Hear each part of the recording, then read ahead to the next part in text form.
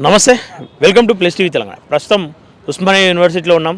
దేశవ్యాప్తంగా ఆపరేషన్ ఖగర్ పేరిట జరుగుతున్నటువంటి ఎన్కౌంటర్లను అనేక మంది మేధావులు గతంలో ప్రశ్నించినప్పటికీ ప్రస్తుతం అందరూ కూడా మౌనం పాటిస్తూ ఉన్నారు. దానికి కారణం ఎక్కడ అర్బన్ నక్సలైట్ అనే ముద్ర పడుతుందో, లేదంటే వాళ్ళను కూడా ఎన్ఐఏ అధికారులు అరెస్ట్ చేస్తారేమో అన్న భయంతో. ఇదే సందర్భంలో మొన్న ఎన్ఐఏని అరెస్ట్ చేసిన తీరును కావచ్చు, వాళ్ళు వ్యవహరిస్తున్నటువంటి వ్యవహారాలను కావచ్చు తప్పుపడుతూ ఉస్మానియా వేదికగా అనేక మంది విద్యార్థి సంఘాలు బయటకు రావడం జరిగింది. ప్రస్తుతం మనతో పాటు ఓయూ శ్రీకాంత్ గారు ఉన్నారు. ఒకసారి మాట్లాడదాం. అన్న నమస్తే. అన్న చెప్పండి, ఏంది ఇలా ప్రెస్ మీట్ గల ముఖ్య ఉద్దేశం ఏంది? ఈరోజు ప్రెస్ మీట్ గల ప్రధాన ఉద్దేశం ఏంటంటే, ఈ మధ్య గాదేన్య గారి యొక్క అక్రమ అరెస్టును ఖండిస్తూ మేము ప్రెస్ మీట్ పెట్టినాం. తెలంగాణ ఉద్యమకారుడు, తెలంగాణ రాష్ట్రం కోసం కొట్లాడిన వ్యక్తిని, ఆయన ఒక 160 మంది అనాథాలకు అన్నం పెడుతున్న వ్యక్తిని ఎన్ఐఏ, దేశవ్యాప్తంగా ఉన్న ఎన్ఐఏ, మరి కొన్ని స్వచ్ఛంద సంస్థలు కూడా ఈరోజు రాజ్యాంగబద్ధ సంస్థలు కూడా మరి ఎవరి దిక్కున్నాయని కూడా తెలియాలి, ప్రజలు ఆలోచన చేయాలి. నేను చిన్నప్పుడు అప్పుడప్పుడు పేపర్లు చూస్తున్నాను, ఎన్ఐఏ అంటే ఇట్లా పెద్ద పెద్ద ఇష్యూ జరిగినప్పుడు. అదే ఎన్ఐఏ చేతిలో ఎన్ఐఏ కోసం తెలంగాణకు వచ్చిందంటే నాకు బాధ అనిపించింది. తెలంగాణ ఉద్యమకారుడు, తెలంగాణ ప్రజల కోసం మాట్లాడే వ్యక్తి, ఇక్కడ తెలంగాణ ప్రాంత హక్కులు కాలరాసి కూడా ప్రభుత్వాలకు సలహాలు సూచనలు చేసే వ్యక్తి ఇలా తీసుకుపోయి జైల్లో పెట్టడం అంటే ఒక 70 ఏళ్ళు ఉంటాడు ఆయన. గాయన అంటే రాజ్యాన్ని కూల్చొనికి పోయినట్టు ఎటు పోయిండే? ఆశ్రమం పోయిండు. ఆయన ఏం చెప్తాడు? ఆశ్రమంలో అడగండి పిల్లలను. ఆయన రాజ్యాన్ని కూర్చొని బయలుదేరినట్టు దాన్నట అమిత్ షా ఉప చట్టం పెట్టి జైలు వేసి పెట్టినట్ట. ఎట్టినాయను అమిత్ షా?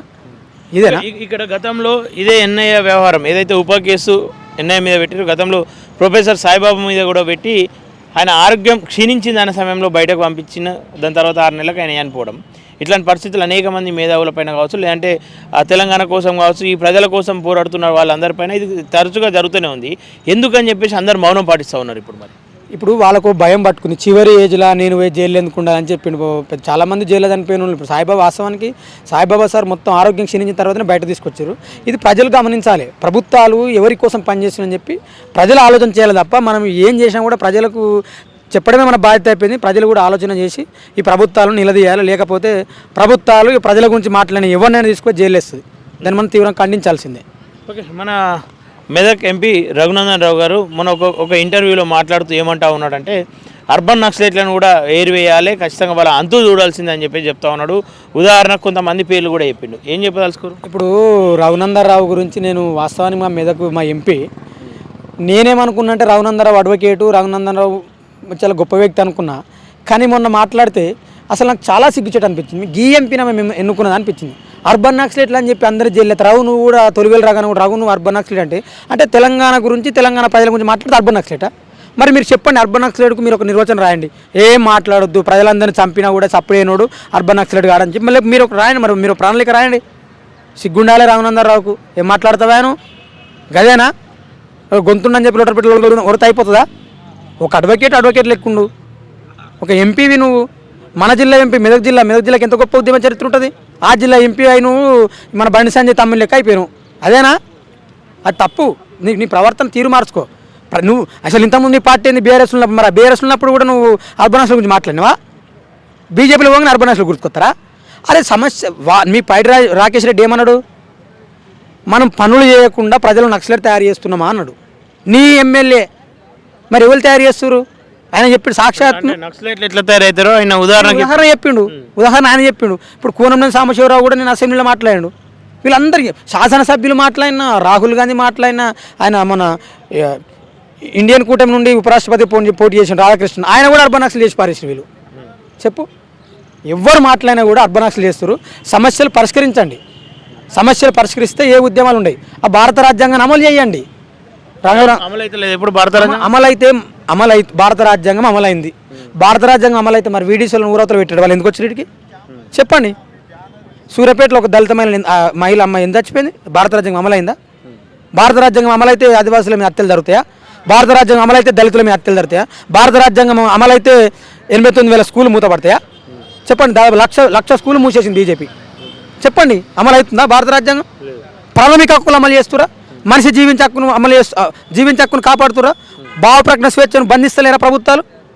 మొత్తం బీజేపీ ప్రభుత్వానికి ఎవరు మాట్లాడినా జీవిత ఖైదీలు వేసి జైల్లో పెట్టడమే బీజేపీ పార్టీ యొక్క ప్రధాన లక్ష్యమైన తప్ప ప్రజల గురించి ఎటువంటి మాటలు లేదు. ఇప్పుడు ఒక మాట మాట్లాడతా, బీజేపీ ప్రభుత్వం హిందువుల కోసం వచ్చింది అన్నారు.